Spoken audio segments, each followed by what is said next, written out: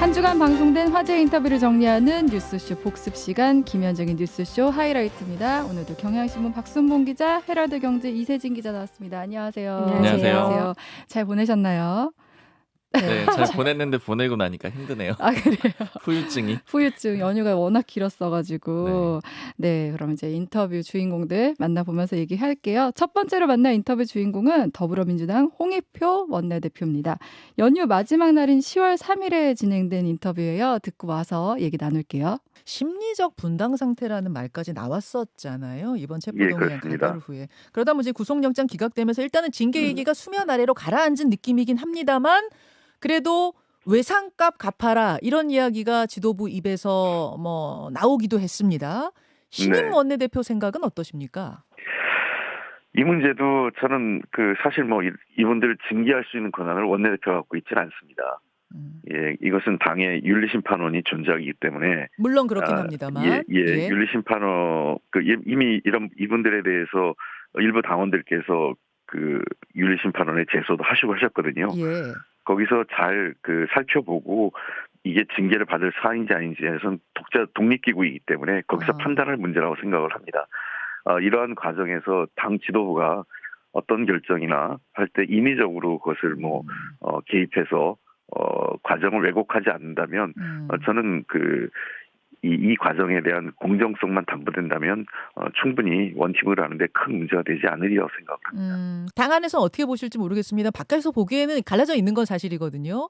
그래서 탕평적인 측면에서 송갑석 전 최고위원이 이제 비명계 대표로 그 자리에 앉아 있었던 것인데 그런 예. 의미에서 비명계 의원 누군가가 그 자리에 앉는 것도 이 논의가 가능합니까? 그건 다 열어놓고 얘기를 해보겠습니다. 아직 저도 이 문제는 제가 혼자 결정하거나 판단할 수 있는 문제는 아니기 때문에 모든 가능성을 열어놓고 여러 후보군을 중에서 가장 적합한 인물을 하는 게 좋지 않을까 이렇게 생각을 하고 있습니다. 홍 원내대표님 개인적으로는 그 방법이 통합에 도움된다고 보세요? 저는 사람을 놓고 생각하지는 않습니다만 지금 현재로서는 조금 더 당의 다양한 의견을 좀 반영할 수 있는 분이 됐으면 좋겠다 이런 생각하고 있습니다. 알겠습니다. 그런가 하면 한동훈 장관에 대해서는 대통령의 사과와 파면 요구하셨어요. 근데 지금 이제 윤 대통령 대통령실의 반응이 없는 걸로 봐서는 사과도 파면도 나올 것 같지 않습니다. 심지어 국민의힘에서는 얘기가 안 되는 거다. 왜 이렇게 무리수를 두느냐 이런 비판까지 나오거든요. 어떻게 보십니까? 저는 대통령이 국정기조를 바꾸라는 의미입니다. 사실은 지난 취임 이후에 이런 상황까지 온 과정에는 대통령께서 정치를 하는 게 아니라 정치는 실종되고 검찰의 어떤 압수수색이라든지 소위 검찰 정치를 하신 거거든요. 그러니까 저는 대통령이 묻는 겁니다. 한동훈 일개 법무부 장관 한동훈을 어떻게 하라 이게 중요한 게 아니라 대통령께서 협치와 대화를 할 건지 아니면 지금처럼 독선과 대결을 갈 건지를 선택하시라는 겁니다. 저는 그 어느 것도 윤석열 대통령이 선택하는 거에 따라 대응할 준비가 되어 있습니다. 그 말씀은 한동훈 장관의 파면이 협치와 대화의 어떤 상징적인 게 될 거라 이 말씀이실까요? 그렇습니다. 제가 두 가지를 분명히 말씀드렸습니다. 하나는 한동훈 장관의 파면을 하라는 거고요. 대통령이 이러한 상황까지 온 정치 실종에 대해서 독선과 독주한 거에 대해서도 사과하시고 그리고 두 번째는 국회가 해임 건의안을 총리 해임 건의안을 보냈습니다. 이거에 대해서 그냥 모르쇠로 일관하는 게 아니라 이 부분에 대해서도 대통령께서 다수 의견을 존중해야 된다고 생각을 한 겁니다. 그리고 국정기조를 전환한다면 저는 대통령에 대해서 충분히 협치할 생각이 있습니다. 그러니까 저는 아까도 말씀드렸지만 대통령이 협치와 대화를 선택하실 건지 독선과 대결을 선택할 건지 그 어느 것도 저희는 대응할 것입니다. 다만 국민을 위해서 어떤 선택이 바람직한지는 저도 알고 대통령도 아실 겁니다. 그리고 국민들도 더 잘 아실 거고요. 그래서 저는 대통령께서 정말 현명한 결정을 해주셨으면 합니다. 만약 사과와 파면이 나오지 않는다면 그러면 탄핵안 제출하실 겁니까? 그 문제는 좀 더 저희들이 상의할 생각이고요. 여러 가지 국정 상황을 보면서 판단하겠습니다. 알겠습니다. 지금 저희가 예단해서 말씀드리고 싶지 않고요. 저는 현재로서는 대통령의 결단을 요구하고 있는 겁니다. 언제까지 기다리세요? 그리 오래 가진 않을 겁니다. 그리 오래 가지는 않을 것이다. 그 언제쯤으로 보면 됩니까? 아니면 그 다음 제스처가 언제쯤 나오는가에 대해서도 좀 궁금해서요. 일단은 저 10월 달은 국감으로 집중해야 되기 때문에 예. 다른 이슈로 흐트러뜨리고 싶은 생각은 없습니다. 예, 예. 일단 국감 이후에 저희가 판단할 생각입니다. 예, 국감 때까지는, 그러니까 10월까지는 이 대답을 기다려 보겠다. 이런 말씀. 그렇습니다. 영수회담도 제안하셨어요. 이건 이재명 대표가 직접 제안한 건데 대통령실에선 반응이 아직 나오지 않았고 여당에서 반응이 나왔는데 격에 맞지 않는 제안이다. 셀카 촬영하자는 거냐? 이런 논평 나왔습니다. 성사될 것 같지 않은데 어떻게 가능성 어떻게 보세요? 글쎄요, 이게 아까도 그 앞서 얘기한 내용이 연속선상인데요. 네. 대통령께서 국정을 어떻게 끌고 갈 거냐 하는 문제입니다. 저는 이 영수회담이란 말 자체는 그리 썩 좋아하지 않습니다. 제가 옛날 대변인 시절에 영수회담이 권위주의적 총재 시절에 있었던 표현이다 해서 썩 좋아하진 않는데요. 제가 그 질문 드리려고 했어요. 원내대표. 안 그래도. 그 문제는 제가 또 설명드리겠습니다. 예, 일단 말씀하세요. 우리 그 이재명 대표가 지난 8월 말 취임한 이후에 8번째 지금 이 회담을 대통령과 회담을 제안을 한 거거든요. 예. 근데 대개 대통령들이 취임 늦어도 1년 이내에 했습니다. 문재인 대통령도 2018년에 12개월 만에 홍준표 대표를 만났고 박근혜 대통령도 5개월 만에 여야 대표했고요. 그다음에 그 이명박 대통령도 3개월 만에 손학규 대표를 만났습니다. 저는 이런 겁니다. 여당과 대통령실에 요구하는 게 안 만나겠으면 안 만나겠다. 또는 그 1대1 대화가 원치 않는다면 모든 여야 당대표를 다 불러서 만나겠다든지 뭐 이런 거를 수정 제안하면 될 일인데 이걸 모욕 주기로 가면 안 된다는 겁니다. 그래서 제가 너무 품격 없는 말을 했다. 무슨 뭐 그 방탄 회담이다. 네. 뭐 그 셀카 찍기 위한 거다. 이런 얘기는 할 필요도 없는 말이고 해서는 안 될 말이죠. 여야 대표들 다 오시오. 원내대표까지 다 와서 한 번에 모입시다. 이렇게 수정 제안한다면 받으실 겁니까? 그건 제가 받는 주체가 아니지 않습니까? 원내대표님 개인적인 생각은 어떠실까요? 저는 뭐 그런 수정 제안을 하는 것 자체가 그래도 뭔가 대화를 하려는 의지 아니겠습니까? 예. 그게 최종적으로 받아들여지냐 안 들여지는 게 아니라 그런 제안을 하면서 제안들이 죽어가면서 좀 더 의견이 모아지겠죠. 알겠습니다. 어떠한 회담의 형태가. 예를 들면 돌아가면서 대통령께서 그 여야 대표를 돌아가면서 만나거나 아니면 한꺼번에 만나거나 등등의. 그래서 저는 제가 답답한 거는 10초 정말 남았습니다. 국힘 같은 게 국민의힘 김기현 대표가 당대표로서 독자적인 여기까지. 권한이 있는지 모르겠습니다. 네, 10월 3일 화요일에 진행된 더불어민주당 홍익표 원내대표 인터뷰 듣고 오셨습니다. 원내대표 당선 후 첫 언론 인터뷰였고요. 그 체포동의안 가결을 던진 의원들에 대한 징계와 관련해서는 당 지도부가 개입하기보다는 윤리심판원에서 판단할 것이다 이렇게 말을 했고요. 적극 지지층이나 당내 센 발언을 하는 의원들에 대해서는 상호 예의와 존중이 필요하다. 그리고 한동훈 장관 파면, 한덕수 총리 해임 건의안에 대한 대통령 답이 있어야 한다. 여야 회담부터 하자는 국민의힘 주장에 대해서는 김기현 대표가 독자적 권한이 있느냐 반문하기도 했습니다. 인터뷰와 관련해 얘기 나눠보려고 하는데 저희가 이전에 방송했을 때 원내대표 선거가 있을 것이다 하고서 첫 방송이잖아요. 그래서 홍익표 원내대표 당선이 어떤 의미인지도 궁금한데 그 이재명 대표에 대한 체포동의안 가결 이후 또 당선이 됐고 그 이후 법원의 영장 기각 결정 나오면서 지금 당내 혼란을 수습해야 하는 상황이잖아요. 인터뷰에서 홍 원내대표가 원칙과 기준에 맞게 결정하면 된다 이렇게 우회적으로 표현을 하긴 했는데 여기서 궁금한 거는 비명계에 대한 징계를 어떻게 할 것인가. 지금 보면 이번 주에 수박 당도 감별 테스트 이런 것도 나오고 명단도 나오고 하잖아요.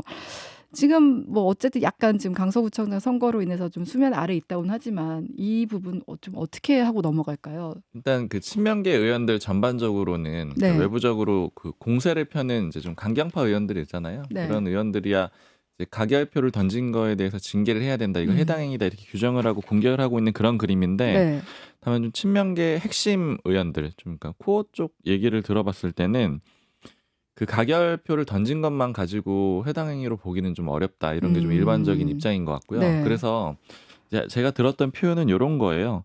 일단 지금 상황은 처음에 이재명 대표가 그 기각이 되고 나서 입장을 냈잖아요. 근데 서로 죽이는 정치 하지 말자라고 했잖아요. 그러니까 요거에 대해서 이렇게 물어봤습니다. 이 의미가 그 여당을 향한 것뿐 아니라 혹시 야당 내부에도 의미가 있는 거냐. 그러니까 즉 비명계를 향해서도 죽이는 정치 하지 말자는 그런 의미냐 이렇게 물어봤더니 네. 이 친명계 핵심 의원이 이제 자기도 그렇게 보고 있다라고 하면서 결국 이제 징계는 좀 안 하는 쪽으로 그러니까 통합해서 가는 그림으로 가야 되는데 다만 그 실제로 이제 가결표를 던지고 나서 끝까지 반성을 안 하는 사람들이 있다라는 거예요. 그러니까 표현은 그 이제 좀 자제하고 이렇게 가야 되는데 그 이후에도 지속적으로 사퇴해라 이렇게 하는 사람들 이런 경우는 해당행위다. 그래서 대략적으로 한 5명에서 6명 정도로 좀 거론을 하고 있거든요.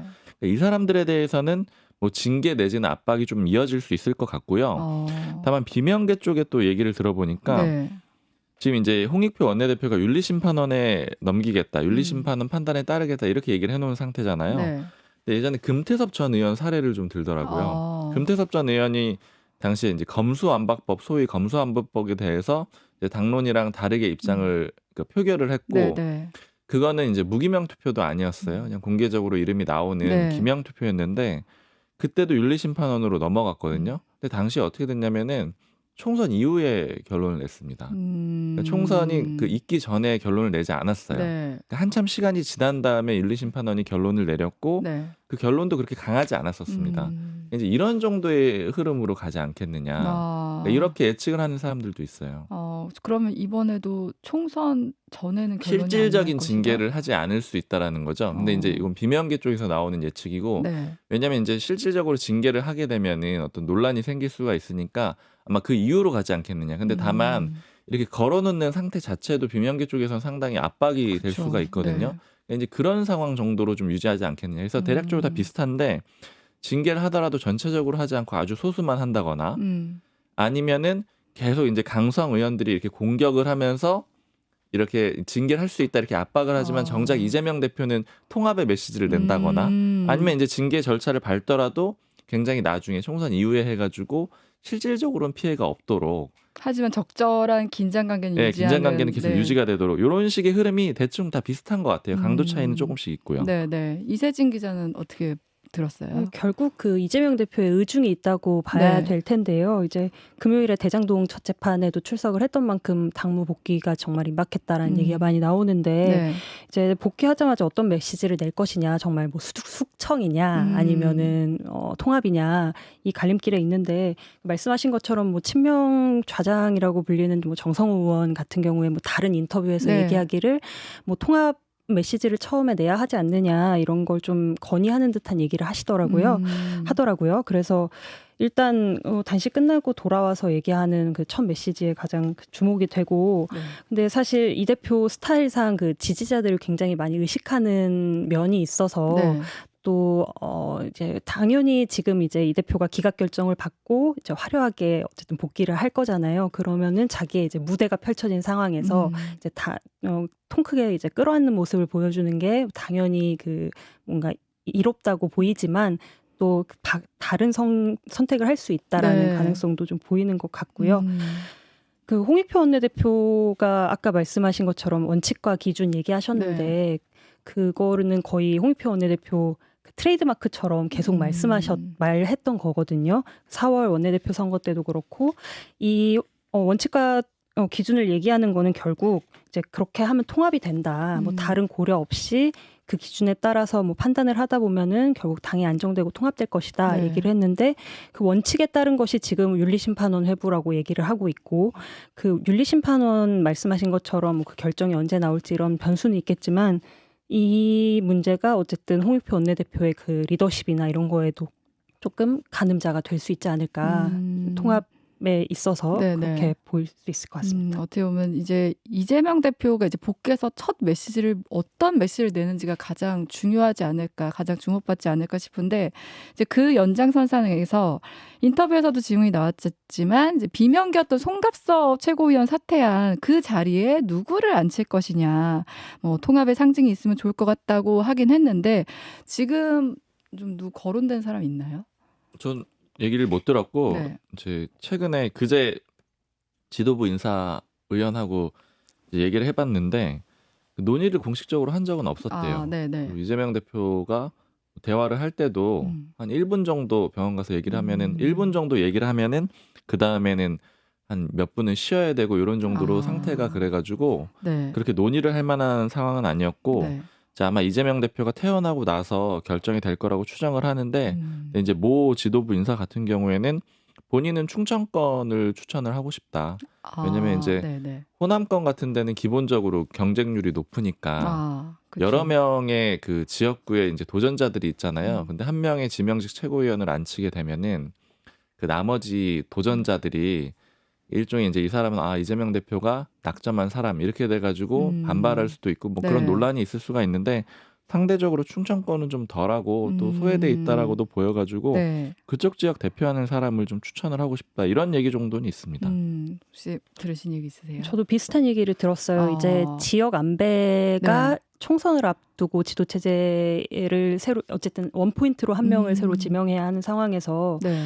사실 그 전에 송갑석 최고는 호남 몫이었고 네. 그 전에 임선숙 최고위원 전 최고위원도 호남에서 활동하시는 변호사 광주 지역. 네. 그래서 이제 호남 몫이었지만 이 지금 말씀하신 대로 호남은 그런 여러 가지 상황이 있고 충청권을 선택했을 경우에는 이 충청권 자체가 총선 앞두고 캐스팅보트 지역이라고 네. 하잖아요. 그래서 지역 안배를 가장 고려한다면 충청권도 괜찮을 것 같다라는 판단을 하시는 분들이 있더라고요. 그리고 지역 안배가 아니라 또 이제 뭐 비명계가 올 것이냐, 그쵸. 아니면은 뭐 친명 쪽이 될 것이냐, 아니면 중립적인 통합적인 인물이 나올 것이냐, 이거는 사실 송갑석 최고는 비명계 몫이었지만. 네. 지금 지도부가 이렇게 된 상황에서 사실 뭐 형식적으로 비명계 쪽보다는 그냥 개인적인 추측이지만 중립적이거나 뭐 그런 분들을 모시려고 이렇게 하려고 하지 않을까 생각이 들고요. 또 뭐 원내냐 원외냐 이런 것도 포인트가 될 수 있고 뭐 예를 들어 원외 같은 경우에는 지금 원외에서 가장 두드러지는 쪽이 뭐 그 더민주혁신회의라던가 이런 쪽 좀 친명색에 가까운 분들이 계시잖아요. 그쪽이면 뭐 선명한 색깔을 보여줄 수도 있을 것 같고. 근데 지금으로는 딱 한 자리 지명해야 되는데 뭐 여성, 뭐 청년, 뭐 여러 가지 고려 사항을 다 만족한 인사를 내고 싶어서 지금 좀 고민이 있는 것 같습니다. 근데 그렇게 좀 중요하지는 않은 것 같아요. 그러니까 좀 해보자면 왜냐하면 예전에 원내대표가 비명계일 때는 이제 지도부의 구성 자체가 어떻게 보자면은 친명계를 약간은 뭐 물론 이제 완전히 친명계 중심의 구성이긴 하지만 약간은 그래도 비명계에 좀 힘이 있는 상태였거든요. 왜냐하면 원내대표단이 있고 그다음에 고민정 최고위원 있고 송갑석 최고위원 있고 이런 정도의 숫자는 되는 거니까요. 근데 지금은 홍익표 원내대표도 어쨌든 친명을 표방하면서 이제 범친명계가 됐고요. 수석들도 친명계에 다 가깝고요. 그러니까 이런 구성에서는 사실은 이젠 거의 압도적인 상태잖아요. 그리고 특히 사실은 지도부가 좀 중요한 거는 이재명 대표가 만약에 구속이 되는 상황이 왔다. 그랬을 때 원내대표의 역할이 좀 중요하거든요. 왜냐하면 두 번째 그러니까 2인자이기 때문에 대행 역할을 할 수도 있고 이런 상황인데 거기도 좀 정리가 돼 있는 상태란 말이에요. 그러니까 사실은 이제 지명직 최고위원은 누가 오든 뭐 사실은 뭐 비명계를 주든 뭐 이 지도부 자체에 큰 영향을 줄 수가 없는 상황이라서 통 크게 해도 되고 아니면 뭐 중립적인 인사 해도 되고 그리고 그냥 뭐 지역 안배 해도 되고 그러니까 어떤 그 쓰고 싶은 메시지에 따라서 그냥 활용을 해도 되는 그래서 어떻게 보면 그렇게 중요해지지 않았다라고도 좀 볼 수 있을 것 같아요. 지금 가장 관심이 이재명 대표가 결론 어떤 메시지를 내느냐 이거 같아요. 이제 인터뷰에서 강서구청장 선거 얘기를 다루진 않았는데 이제 강서구청장 선거 얘기를 안 할 수가 없잖아요. 이번 주 어떻게 보면 가장 뜨거운 정치 이벤트인데 어제부터 사전 투표가 시작이 됐는데 어느 정도 나오면 좀 흥행했다고 볼 수 있을까요? 총 투표율 기준을 이제 민주당 쪽에서는 40% 정도면은 가볍게 이길 것 같다 이런 얘기를 하더라고요. 그러니까 민주당 지도부 의원이 그렇게 얘기를 하던데 35% 정도면은 비슷할 것 같다. 그리고 30%대 이하면은 국민의힘이 이길 수도 있다. 이제 이런 정도로 얘기를 하고 있는데 근데 이거는 약간은 그 필터를 거쳐서 보긴 해야 될 것 같아요. 왜냐하면 조금 더 우리가 어렵다라는 거를 좀 강조하고 싶은 마음이 있을 거기 때문에 그런데 이제 기본적으로 이렇게 보고 있는 이유는 지금 이제 국민의힘도 그렇고 민주당도 그렇고 내부적으로 다 여론조사를 계속해서 돌리고 있거든요. 근데 이제 제가 듣기로는 구체적인 숫자를 말씀드리긴 그렇지만 국민의힘이랑 민주당 쪽 숫자 비슷하고 그러니까 내부 여론조사 결과가 비슷하고 숫자가 두 자릿수 정도 차이가 나는 걸로 민주당이 이기는 걸로 그렇게 거의 조사가 됐더라고요. 그러니까 이제 민주당에서는 사실 굉장히 유리하다고 보는 거고 국민의힘에서는 어렵다라는 걸 인지를 하고 있을 거예요. 사실 네네. 그렇기 때문에 국민의힘이 거의 의원들 거의가 아니고 의원들 다 내보내가지고 당협위원장까지 다 보내가지고 동별로 지금 한 10명 이상씩 배치해서 1일 보고 하고 있거든요. 네. 그러니까 매일 누구 만났는지 이런 것까지 의원들이 보고 있어 사실은 약간 불만 섞인 목소리까지 나오고 있는데 네. 뭐 대선 준비하냐 뭐 이렇게까지 해야 되냐 이런 얘기들이 네네네. 나오는데 그만큼 어렵다라고 보는 거고 네. 그리고 기본적으로 민주당에서 이런 식으로 예측을 하는 건 투표율이 높으면 우리가 이긴다라고 이렇게 예측을 하는 거는 네. 구조 자체가 이곳에는 우리 지지층이 많다. 이걸 전제하고 있는 거예요. 지지층이 많으니까 많은 사람들이 나올수록 유리하다. 민주당의 그 득표율이 높아질 거라는 거고 네. 안 나오게 되면은 예를 들어 최소만 나오게 된다. 네네네. 투표율이 너무 낮다. 이렇게 되면은 국민의힘 지지자들도 당연히 있잖아요. 그러니까 그쵸. 양쪽의 강성 지지층들만 나오게 되면 숫자가 비슷하게 수렴할 수 있다라고 보는 거죠. 근데 이게 네네. 높아지면은 이길 수 있다. 이렇게 보는 거라서 기본적으로 구도 자체는 일단은 민주당이 좀 유리한 판세다. 이렇게는 보셔도 될 것 같아요. 네. 이세진 기자도 좀 전망 비슷한가요? 비슷한 것 같은데요. 네. 저는 그 사전 투표율 한번 찾아봤거든요. 네네. 그러니까 그 4.7 재보궐선거 때 2021년에 그때 사전 투표율 이제 뭐 오늘 지나면은 최종 사전 투표율이 나올 네. 텐데 그게 그때 당시에 20.57%였다고 하더라고요. 이게 역대 최고 흥행이라고 이제 기사들은 쓰고 있었는데 네. 이제 민주당도 최종 투표율 자체를 40% 정도로 잡고 있으니까 반 정도가 사전 투표하면은 뭐 네. 상당히 유리하다 이렇게 조금 보고 있을 것 같아요. 근데 또 사전 투표율이 아주 높아버리면 이제 반대로 본투표일 날 사람들이 투표장 잘 안 나갈 거다. 네. 이렇게 결집력이 떨어질 수가 있어서 투표율은 끝까지 좀 예의주시를 할 것 같고 네. 그 말씀하신 대로 민주당 지지층이 그 강서구에 많이 산다. 그렇죠. 이걸 전제하고 네. 40%를 보고 있는데 그거에서 나오는 그거의 배경 중에 하나가 또 지금 강서구에 가불병 3명 국회의원이 다 민주당 쪽이잖아요. 네. 이제 그렇다 보면 어쨌든 뭐 당의 조직력이나 당원 동원이나 뭐 인프라 면에서 좀 더 파워가 있을 것이고 이 모든 걸 동원해서 또 선거 유세를 하고 있을 걸로 보이고 투표 네. 독려를 할 거기 때문에 조금 더 뭐 유리하게 아까 말씀하신 뭐 두 자릿수 지금까지는 그렇게 예측을 하는 것 같아 보입니다. 두 자릿수면 좀 차이가 큰 편인 건가요? 그렇죠. 두 자릿수 차이면 크고 그리고 그 민주당 모 의원은 그 얘기를 좀 하더라고요. 자기가 이렇게 지역을 계속 다녀보는데 네. 수도권 의원인데 단식을 처음에 이재명 대표가 시작을 했을 때는 좀 냉소적인 분위기도 있었다는 거예요. 그런데 그 기간이 길어지고 나니까 이제 걱정하는 사람들이 많아지고 그다음에 가결이 됐을 때는 오히려 평소에는 이제 자신이 인사를 해도 안 받아주던 사람들도 인사를 하면서 이거 어떻게 하냐 뭐 이렇게 좀 걱정하는 사람들이 있고 그다음에 결과적으로 기각이 됐잖아요. 네. 그러니까 되게 좋아하는 사람들이 많더라는 거예요. 그러니까 이런 상황들이 되게 약간 극적인 상황이 돼가지고 이 흐름 자체가 되게 민주당에 도움을 준 것 같다, 지지율이. 국민의힘에서는 또 이걸 두고서는 오히려 국민의힘 좀 강성 지지층이 결집할 수 있다 이렇게도 봤는데 현장에서는 분위기 좀 이것과는 다른 것 같네요. 그리고 강서구청장 선거에 이제 양당 대표의 정치 생명이 달려있다 이런 얘기를 많이 했잖아요. 뭐 향후 리더십이나 당 장악력이나 뭐 내년 총선까지 영향을 줄 거라고 했는데 사실 이 부분은 어떻게 보면 국민의힘에 좀 집중된 질문이긴 한데 어때요? 실제로 어떨까요? 의견이 이게 고루 들어봤을 때는 사실 다양한 의견들이 있어요. 왜냐면 이번에 만약에 크게 지게 된다. 두 자릿수 이상 차이 나가지고 대패를 하게 된다라고 하면은 아마 지역구별로도 다 따져보고 이렇게 좀 구체적으로 보게 될 텐데 그러니까 나이별로도 뭐 볼 수 있으면 보려고 할 거고 여론조사 같은 것들 통해서요 자체적으로 그렇게 보게 될 텐데 이렇게 해가지고 수도권 선거 치를 수 있겠느냐 이런 반발이 나올 가능성이 꽤 높겠죠. 그리고 수도권의 의원들이 나서가지고 뭐 대표적으로 윤상현 의원이라던가 수도권 위기론 계속 얘기를 해왔는데 이게 확정이 되는 거니까 증명이 되는 거니까 그런 반발이 커질 수가 있다. 이런 얘기들이 있고 근데 이제 반대로는 지금 국민의힘에서 나오는 메시지들 보면은 그냥 뭐 1개 구청장 선거다. 아니면은 내년 총선 바로미터는 아니다. 그러니까 총선에 바로 연결되는 맞아요. 선거는 아니다. 나경원 전 의원이 그 얘기했었죠. 네, 안철수 의원도 비슷한 얘기를 했어요. 이게 좀 그림을 축소하는, 그러니까 이번 선거의 의미를 축소하는 그런 분위기가 있는데 이거하고 좀 연결해서 볼 수가 있어요. 그러니까 만약에 지금 그냥 가정에서 보자면 선거가 어렵다라고 보는 거예요. 질 것 같습니다. 이럴 때는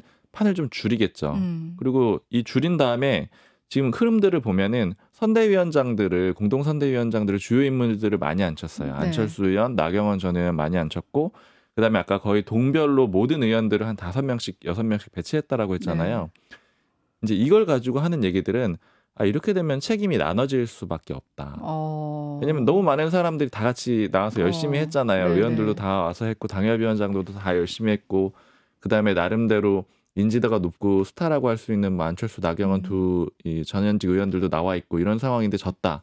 그러면 김기현 대표만 책임을 질 것이냐. 네. 사실은 이제 이런 것 때문에 중간 과정에서 임명을 할 때도 저거 좀 책임 나누기 같은데 이런 얘기들이 나왔던 거거든요. 네네. 그래서 이런 측면 때문에 대표 체제가 뭐 크게 흔들리지는 않을 거다. 지금 미리 이제 사전적인 논리도 좀 그렇고요. 네네. 그리고 또 하나는 김기현 대표는 어쨌든 윤석열 대통령이 이제 임명을 했다기보다는 이제 지원을 해준 그런 당 대표잖아요.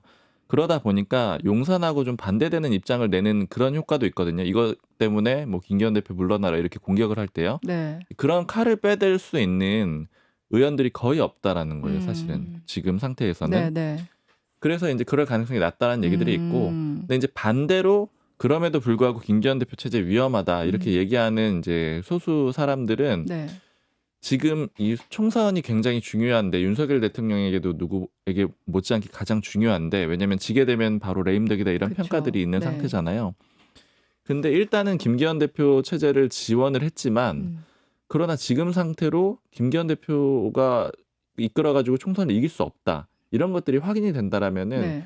윤석열 대통령 입장에서도 좀 곤란할 거라는 거예요. 이대로 치러도 되나? 그게 아니라고 생각이 되면은 비대위가 나올 수도 있지 않겠느냐. 그러니까 결국에는 이제 용산 쪽에 어떤 암시가 있는 경우에만 그런 경우에만 지도부 체제가 흔들릴 수 있을 것 같아요. 네네. 어떻게 보면 대통령실에서 사인이 오면 네. 그때 이제 좀 그 달라질 수 정도로 있다. 상황이 안 좋다라고 판단을 하게 되면 네네. 그렇게 되면은 이제 아마 좀 흔들릴 수 있다 이런 예측들이 있어요.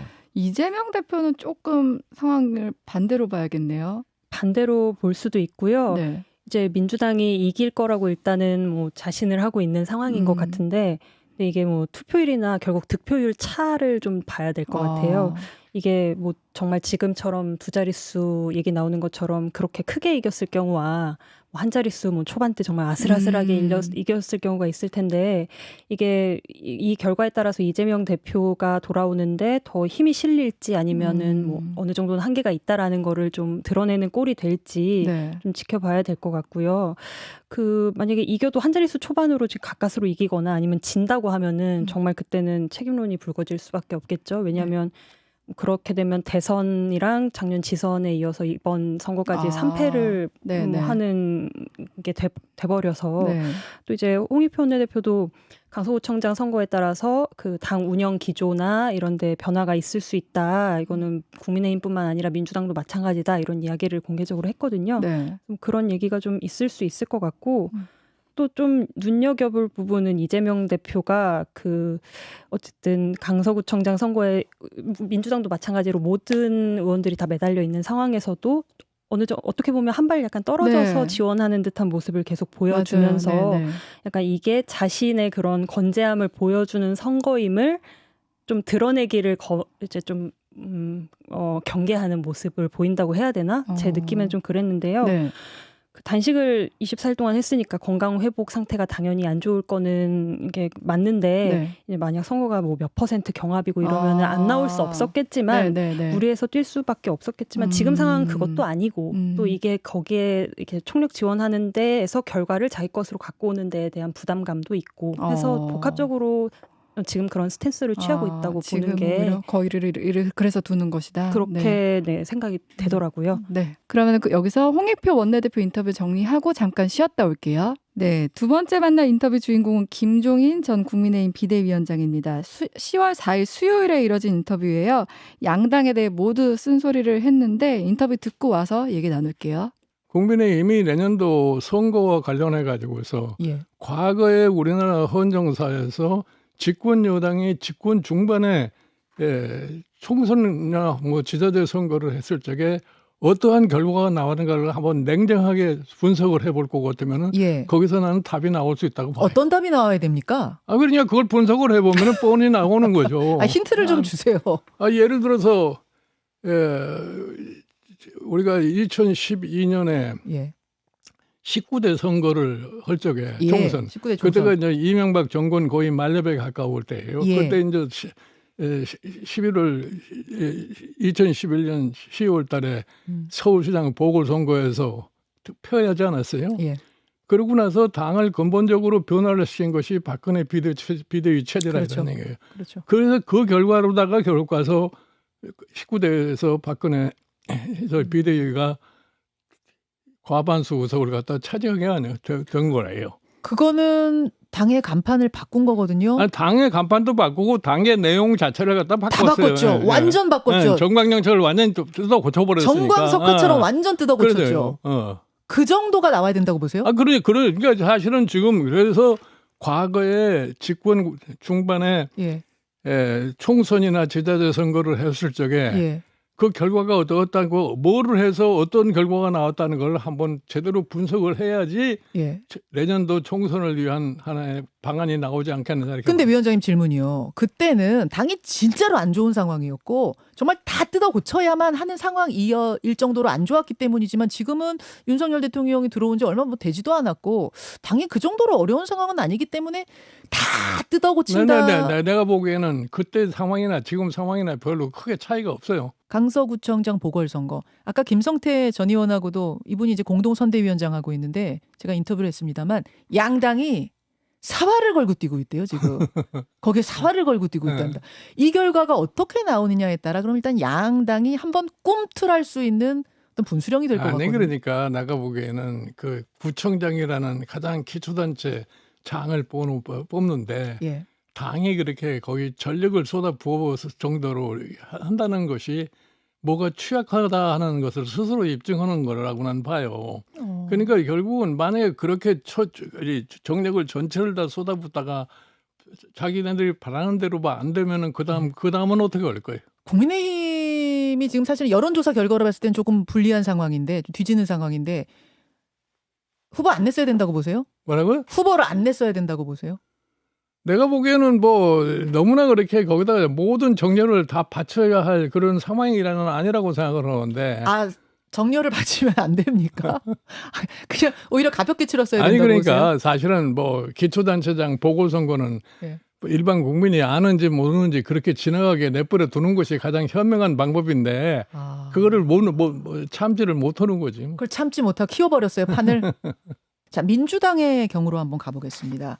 민주당은 뭐 이기면 말할 것도 없고 저도 이재명 대표 체제가 흔들릴 것 같지가 않아요. 지금 분위기가 보면은 상당히 공고해진 것 같은데 민주당의 미래는 어떻게 전망하세요? 민주당의 미래는 뭐 야당이기 때문에 그거에 대해서 별로 이렇게 뭐 크게 나는 생각을 하지 않는데 지금 뭐 민주당이 다음번 총선에서 의석을 과연 얼마만큼 차지할 것이냐 그거에 대해서 아마 이재명 지금 현 대표가 아마 골똘하게 생각을 할 거예요. 그러니까 이재명 대표도 스스로가 내년도 자기의 소위 지휘하에 선거가 됐을 적에 과연 선거를 승리로 이끌 수 있는 거냐 그렇지 않을 것이냐 하는 것을 곰곰이 생각할 필요가 있다고 생각을 해요. 어떤 쪽이 이재명 표 총선이 낫느냐 이재명 표가 아닌 총선이 낫느냐 어느 쪽이 낫다고 보세요? 그러니까 이재명 대표도 내년에 총선에서 성공을 못할 것 같으면 정치적으로 결국은 자기도 타격이죠. 엄청난 타격을 보고 정치 생명이 거기서 끝날 수도 있는 그런 상황이기 때문에 이재명 대표도 사실은 냉정하게 스스로 생각을 해야 할 필요가 있다고 생각을 해요. 예. 그 당장은 이제 복귀하고 나서 비명계 인사들을 어떻게 할 것이냐, 통합이냐, 축출이냐, 요 과제가 있습니다. 그러니까 비명계 인사들은 뭐 그 중에서 뭐 숫자가 몇 명이 되는지 모르지만 일부 사람들은 너무 과격한 언사들을 해가지고서 자기네들이 지금 입장이 좀 난처한 그런 입장에 있는데. 내가 보기에 뭐 흔히들 얘기해서 무슨 민주당이 분당이 될 거다 뭐 어쩌다 이런 생각을 갖다가 했는데 내가 보기에 분당을 할 수가 없어요. 할 수가 없어요? 왜 그렇습니까? 옛날에 과거에 소위 문재인 대표 시절에 안철수가 튀어나가가지고 분당을 했는데 그때는 안철수가 호남을 바탕으로 해가지고서 지역을 묶어서 그래도 그나마 조금 성공을 했는데 지금은 개별적으로 튀어나가봐야 뭐 어떤 새로운 방안이 없는 거예요. 그 사람들도 결국은 내년에 국회의원이 되고 싶은 그런 욕망들을 다 가지고 있는 사람들이 물론이죠. 그 사람들이 계산을 제대로 해볼 거 아니에요. 어떻게. 그분들이 나가는 건 두 번째 문제고 일단 당에서 이분들을 배제하지 않겠느냐. 내가 보기엔 징계하지 않겠느냐. 내가 보기에 그렇게 그 배제하기가 쉽지가 않을 거예요. 그럼 뭐 남 좋은 일 시키는 겁니까? 뭐 일부 한두 사람 정도는 아마 뭐 배제가 가능할지 모르지만 그 뭐 숫자가 뭐 많은 숫자를 갖다 그렇게 배제하거나 그런 인물이 이렇게 많지가 않아요. 네, 10월 4일 수요일 김종인 전 국민의힘 비대위원장 인터뷰 듣고 오셨습니다. 그 내년 총선과 관련해서는 대통령 얼굴만 쳐다봐서는 안 된다. 사법 리스크가 국민의힘에 유리하지도 않다. 이렇게 국민의힘에 쓴소리를 했고요. 또 민주당을 향해서는 이재명 대표에 대해서 이제 양심에 대한 책임을 얘기하면서 애둘러 이선 후퇴를 언급하기도 했습니다. 강서구청장 선거 패배 책임은 결국 김기현 대표가 지게 될 것이라고도 했고요. 한동훈 장관에 대해서는 구속영장 기각이 타격을 줬다는 일반적인 분석과 달리 타격은 없을 거다 이렇게 얘기를 했습니다. 이 얘기를 바탕으로 취재의 뒷얘기를 나눠보려고 하는데 그 김종인 전 위원장이 윤석열 대통령 이재명 대표에 대해 두 사람의 얼굴로 총선을 치르면 당에 좋을 것이 없다 이런 얘기를 했어요. 그래서 강서구청장 선거를 이어서 얘기를 하자면 이번 선거물에 뭐 윤 대통령이나 이재명 대표 사진이 뭐 굉장히 작게 나오거나 없거나 뭐 이렇다고 하더라고요. 그럼 어떤 의미가 있는 걸까요? 기본적으로는 윤석열 대통령이 전면에 나서지 않는 건 좀 명확하죠. 아까 말씀드린 대로 지금 민주당 같은 경우에는 이번 선거는 윤석열 대통령을 심판하는 선거다. 윤 대통령까지 끌어가는 그런 선거로 계속 만들려고 판을 키우고 있는 상태고요. 반대로 국민의힘은 그냥 일개 구청장 선거다 이렇게 얘기를 하는 거잖아요. 그러니까 윤석열 대통령이 등장하지 않는 게 어느 정도는 좀 맞는 거죠. 이런 흐름상은. 네, 왜냐하면 윤 대통령한테 그러니까 대통령실까지 피해가 가지 않도록 하는 만약에 패배하는 경우라고 하더라도 그런 전략도 좀 깔려 있고요. 이재명 대표가 공보물에 사진이 없는 거는 이제 그렇긴 한데 민주당은 좀 상황이 다르죠. 이재명 대표가 영장이 기각되고 나서 첫 번째로 낸 메시지가 진교훈 후보하고 통화한 다음에 이거 총선 전초전이다 이렇게 표현을 했던 것도 있었고요. 그리고 지금 최고위원들 얘기 들어보면은 이재명 대표가 좀 병상에 있지만 나와가지고 유세 지원을 해달라 이런 요구들을 하고 있거든요. 그러니까 좀 요거는 상반돼 있는 상태예요. 윤 대통령이 전면에 서지 않지만 이재명 대표는 좀 전면에 서는 그런 선거라고 볼 수가 있고 그래서 만약에 이거는 이제 역시 마찬가지로 어떻게 이 선거의 결과를 예측하느냐 양당의 입장에 따라서 좀 차이가 있는 거예요.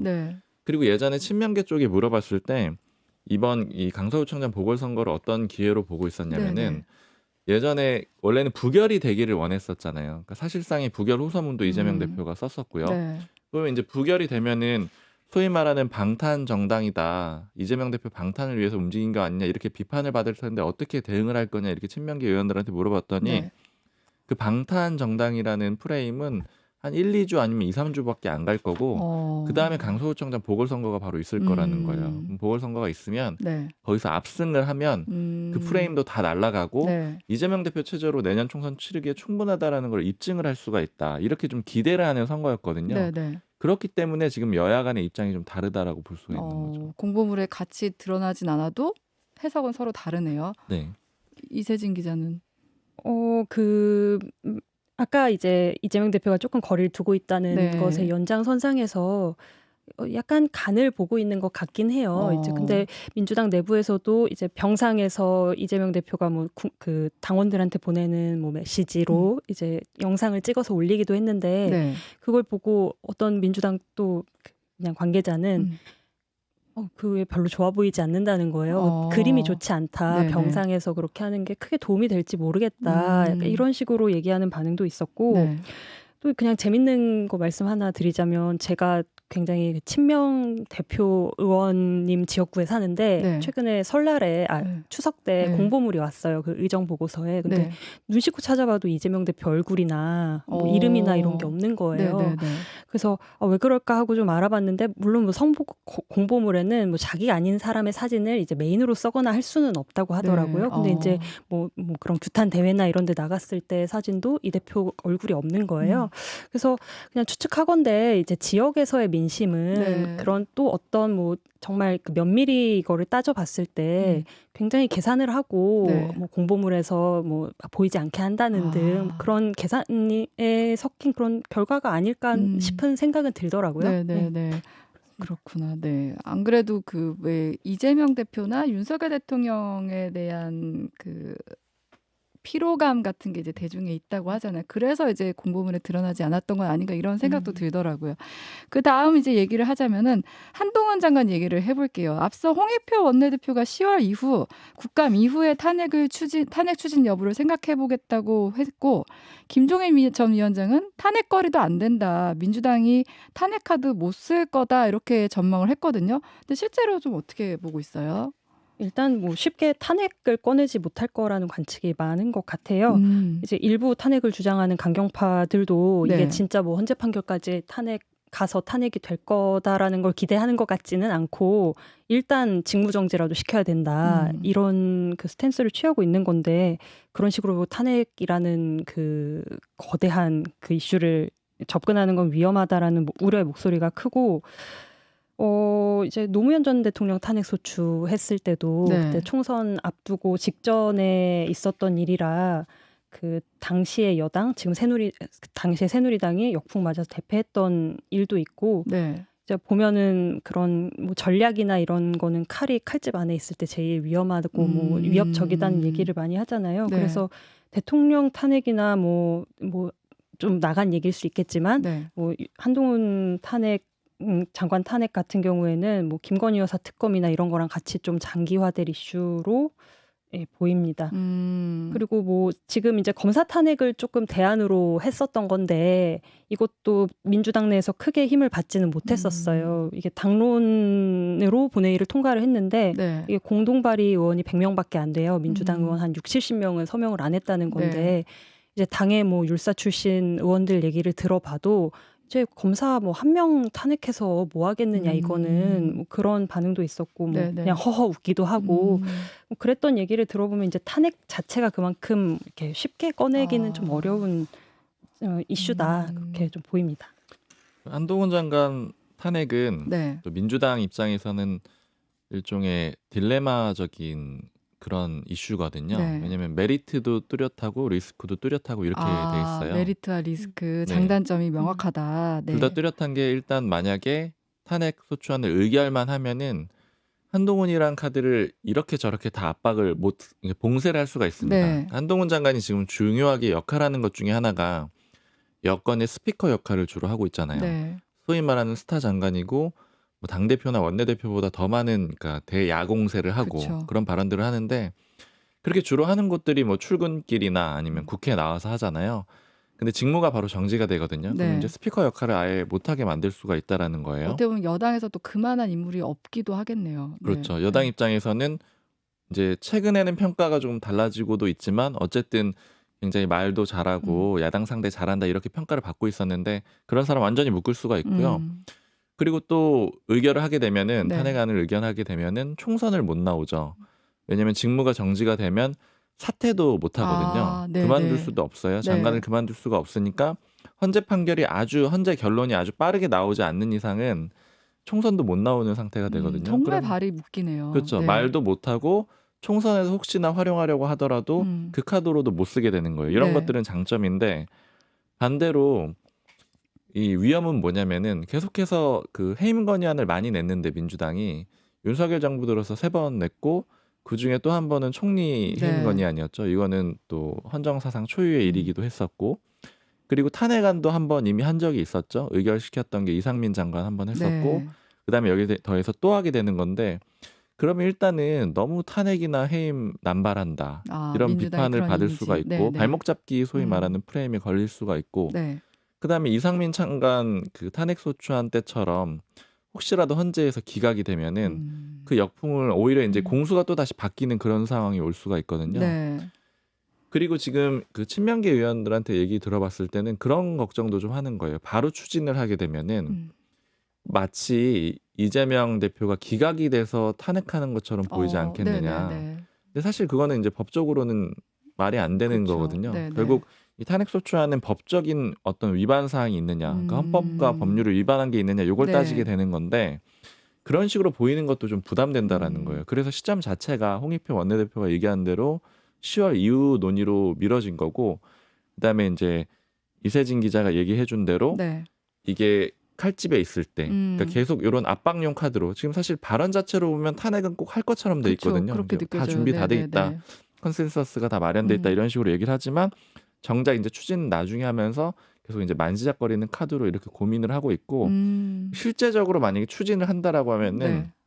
법 위반 사항들을 많이 확보한 뒤에 할 걸로 보여요. 그러니까 지금 민주당에서 예로 들고 있는 거는 그 소위 말하는 그 표현으로 검수완박법에 대해서 시행령으로 우회한 거, 이거 네. 법률 위반의 소지가 있다라고 주장하고 있고, 그다음에 이재명 대표의 혐의에 대해서 피의 사실 네, 이렇게 얘기한 것들도 법적으로 위반이 될 수가 있다. 뭐 이런 것들을 좀 모은 다음에 그거에 대해서 법률적 판단을 해서 이길 가능성이 있다라고 볼 때 추진할 것 같습니다. 지금 당장 이렇게 추진될 것 같지는 않아 보이는데, 근데 이제 여기서 궁금한 게 김종인 전 위원장은 한동훈 장관 뭐 이번 구속영장 기각이 그렇게 타격 안 받았을 것이다 이렇게 얘기를 하는데, 근데 실제로 한동훈 장관의 입지는 좀 어때요? 좀 달라졌나요? 타격의 의미를 네. 이제 어떻게 보느냐에 따라서 김종인 전 위원장 평가가 이제 제가 보기에는 이제 더 근접할 수도 있고 아닐 수도 있다라고 보이는데, 네. 일단 타격이 없다라는 측면, 그러니까 만약에 없다라고 본다라면은 네. 지금 지위에는 당연히 변화가 없을 것 같아요. 왜냐면 윤석열 대통령이랑 같이 가는 사람이잖아요. 네, 네. 윤석열 정부의 2인자라고도 할 수 있고 뭐 황태자다 이런 표현도 쓰는데 네. 한동훈 장관의 지금 상태는 뭐 전혀 변화가 될 가능성은 없어요. 근데 다만 타격이 있다라고 보면은 네. 내부 민심이랄까요? 이런 것들은 좀 흔들리는 분위기가 있습니다. 당내 민심이요. 네. 이게 기각되고 나서 한동훈 장관에 대한 불만 같은 것들이 좀 들려요. 그러니까 한동훈 장관 책임이 없는 건 아니지 않느냐, 이 문제에 대해서 네, 기각이 네. 됐는데 네. 일단 대외적으로는 기각된 거 그거 판사가 판결 좀 정치적으로 한 것이고 뭐 대표라서 안 해준 거고 뭐 수용할 수 없고 이런 식으로 나왔기 때문에 당연히 이런 논리 아래서는 한동훈 장관 비판할 수가 없겠죠. 네. 판사가 잘못한 거니까요. 근데 내부적으로 봤을 때는 한동훈 장관이 깔끔하게 처리가 못한 거 아니냐. 뭐 그리고 왜 굳이 그러면 국회를 한번 거쳤느냐. 네. 그러니까 그냥 비회기 때 영장을 청구했으면 됐는데 왜 국회까지 같이 걸고 넘어졌느냐. 이런 얘기들이 좀 나오기 시작하고 네, 네. 그리고 두 가지 측면이 있어요. 그러니까 한동훈 장관이 중요한 업무로 부여가 된 게 그러니까 소위 이제 한동훈 장관이 총선 나가면 안 되고 법무부 장관직 유지해야 된다 이렇게 주장하는 사람들은 두 가지 업무를 해야 된다라고 했는데 그 중에 하나가 이재명 대표 수사였고요. 그리고 또 하나는 법무부 인사정보관리단이 있잖아요. 네. 그러니까 인사정보관리단이 법무부에 있는데 한동훈 장관이 없는 상태에서 그러니까 윤석열 대통령의 측근이 아닌 사람이 법무부 장관에 있는데 인사정보관리단이 법무부에 있다. 이런 상황 굉장히 부담이라는 네, 거예요. 네, 네. 왜냐하면 인사검증을 하는 그쵸. 역할을 하는데 네. 이 정보가 외부로 새거나 아니면 하여튼 좀 그 협조가 잘 안 될 경우에는 문제가 많이 생길 수 어떻게 보면 있다는 가장 거예요. 믿을 만한 사람한테 맡길 수 있는 영역이니까. 그렇죠. 네. 근데 이번에 장관 후보자들 다 여론이 굉장히 안 좋았잖아요. 그리고 검증을 거기서 이제 사전에 했을 건데 거기에 대해서도 지금 국민의힘 내부에서는 좀 불만이 있는 거죠. 그래서 이제 두 가지 임무가 있었는데 네. 그 이전엔 굉장히 말 잘하고 야당 상대 잘하는 사람이었는데 정작 가장 핵심적으로 부여받았다라고 할 수 있는 임무 두 가지가 그렇게 지금 좀 잘 안 풀리고 있는 상황이거든요. 네, 네, 그래서 네. 그런 불만들이 좀 있고 이 이 불만은 결국에는 윤 대통령, 그러니까 용산을 향한 불만하고도 같은 거거든요. 네. 그래서 이제 아까 처음 말씀드린 대로 윤 대통령한테 반기를 줄 수는 없는 거예요. 총선 전까지. 네, 그래서 네. 한동훈 장관의 입지는 변화가 없지만 그러나 수면 아래에서 민심은 좀 좋지 않아졌다. 이렇게는 볼 수 있을 것 어떻게 보면 같아요. 지금 마일리지 항상 쓰는 표현 마일리지 쌓고 그렇죠. 있다. 좀 마일리지 쌓인 면이 쌓고 있는 있다. 거죠. 네.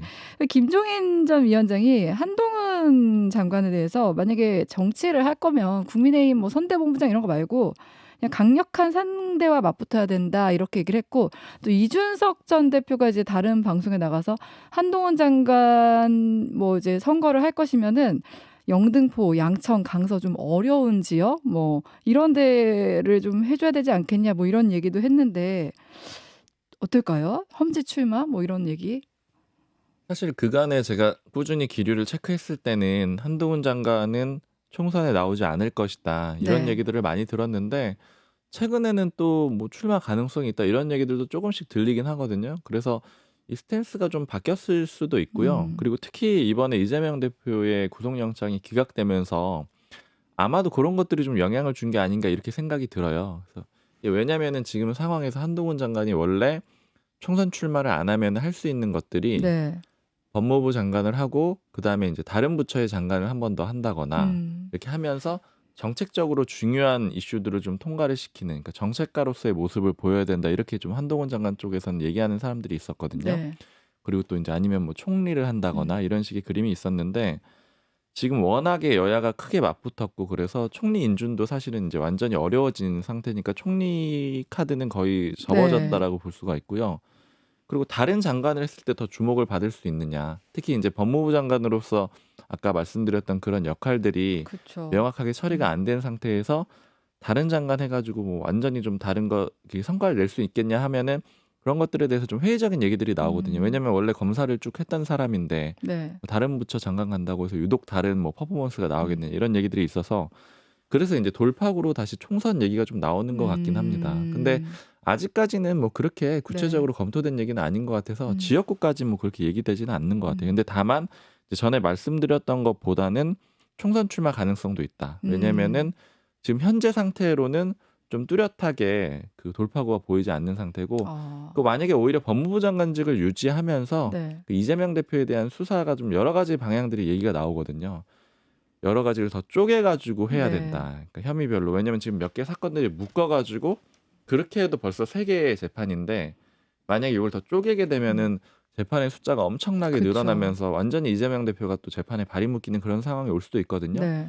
근데 이제 이런 것들을 좀 법무부 장관으로서 그 정책 그 통화를 해가지고 그 지시도 하고 이렇게 해야 되는 게 아니냐 이런 얘기들도 있어서 네. 그런 상황들은 좀 열려 있다고 봐야 될 것 그러네. 같아요. 여러 변수들이 있네요. 그리고 이제 인터뷰에서 이준석 전 대표 얘기도 나왔는데 이준석 전 대표에 대해 내년 총선에서 승부를 보든 결정을 해야 할 것이다.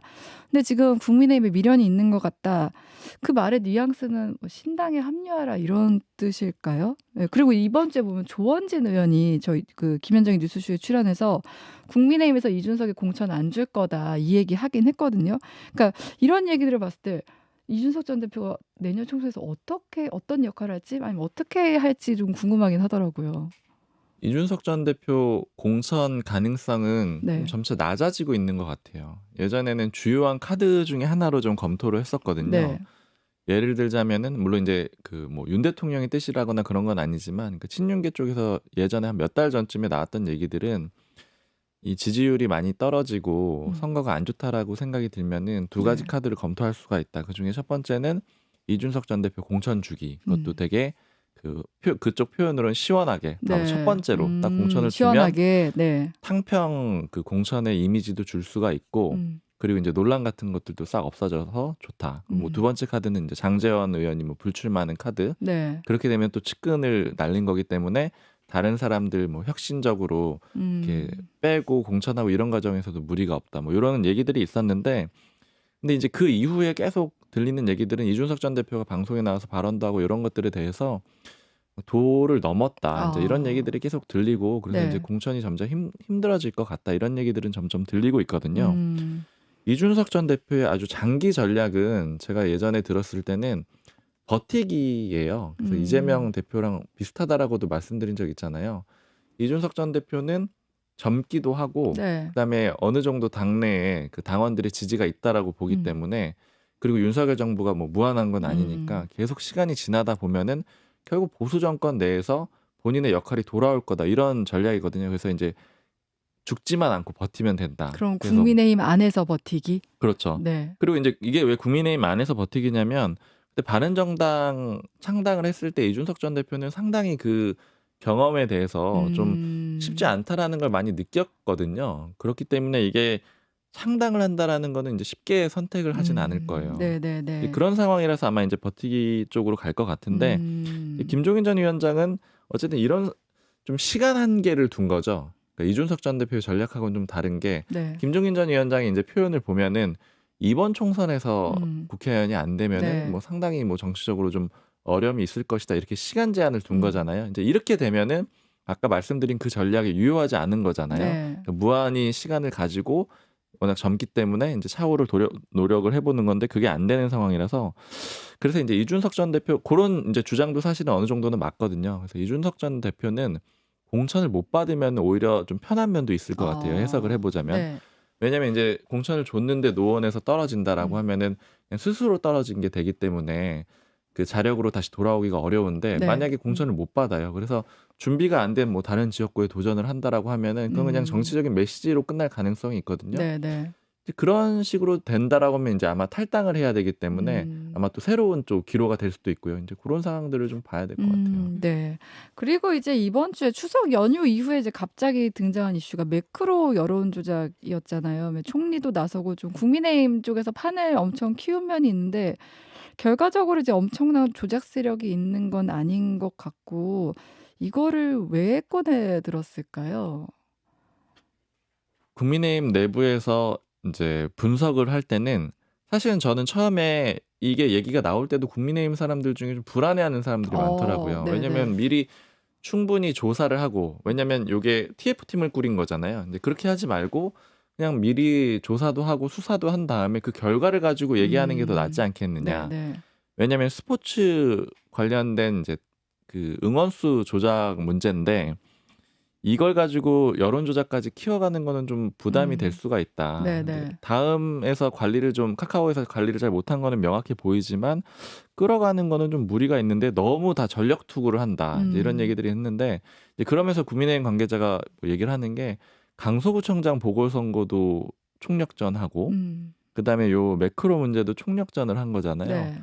이런 흐름 이런 것들은 좀 방향을 바꾸려는 의도로 좀 해석이 된다 이런 내부 분석이 있어요. 방향이 어떤 방향이요? 아까 그 이재명 대표의 구속영장이 기각이 되고 네. 이런 흐름들 있잖아요. 네네네. 단식하고 체포동의안 가결되고 기각되고 추석 전의 흐름들이 그냥 단순하게 표현하자면은 여야 공수가 교대가 되는 그런 상황이거든요. 네네네. 여건이 계속 유리한 상황이었어요. 이재명 대표는 이제 거의 위기 상황에 네. 이렇게 올라와 있는 그런 상태였잖아요. 근데 기각이 딱 되니까 흐름이 완전히 뒤집어졌고 그렇죠. 네. 지금 아까 예측하기로도 강서구청장 보궐선거도 좋을 것 같아요. 그리고 국정감사라는 시간도 그러네요. 어쨌든 뭐 야당의 시간이고 네. 청문회 상황도 썩 뭐 여론에 유리한 것 같지 않고 이런 흐름들을 바꿔야 된다라는 거죠. 여권 입장에서는. 그래서 이제 새로운 주요한 이슈를 가져와야 되는 거고 그리고 이게 가짜 뉴스 이런 것들을 계속 많이 비판해왔잖아요. 여권에서. 네.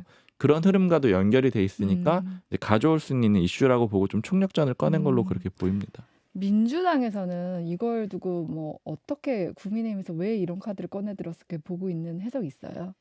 민주당은 어쨌든 이념 공세의 연장선상으로 보고 있는 것 이념 같아요. 공세요. 네, 네. 뭐 홍범도 그 쭉쭉 이어지는 그 이념 공세요. 네. 뭐 김기현 대표가 그 다음 카카오에 대해서 좌파 포탈이라고 그쵸. 네네. 언급을 하기도 뭐 했고, 친중 이런 얘기도 친중. 하고. 네. 그래서 이걸 가지고 뭐 홍익표 원내대표는 다음 카카오 직원들에 대한 모욕이다. 사과하라. 이런 식으로 하고 있거든요. 또 이제 최근 뭐 유인촌 문체부 장관 후보자 인사청문회 때도 블랙리스트가 제일 전면에 떠올랐던 것처럼 네. 해서 뭔가 표현의 자유나 뭐 언론의 자유 또 이제 그런 사상적인 거 그런 것들에 대한 그 각을 잡고 오히려 비틀어서 민주당은 막공세를 하고 있는 걸로 보이고요. 네. 근데 민주당은 일단 계속 그 국민의힘 쪽에서 드루킹 사건을 얘기하면서 그렇죠. 하다 보니까 네네. 그게 자꾸 언급되는 게 아마 굉장히 부담스럽기는 할 거예요. 그래서 이제 뭐 포털 길들이기, 뭐 표현의 자유 들어서 그쪽으로 이제 좀 틀어서 얘기를 계속 하려고 하는 것 같습니다. 네, 네. 알겠습니다. 오늘 이제 긴 얘기 해봤는데요. 어떻게 보면 다음 주에는 강서구청장 선거 결과를 놓고 이제 저희가 또 어떻게 될지 얘기를 해볼 수 있을 것 같고 또 뭐 인사청문회나 또 이재명 대표가 어떤 메시지를 낼지 그 얘기를 또 주요하게 하게 되지 않을까 싶습니다. 오늘 두 분과는 여기서 인사드릴게요. 오늘도 감사합니다. 고맙습니다. 감사합니다.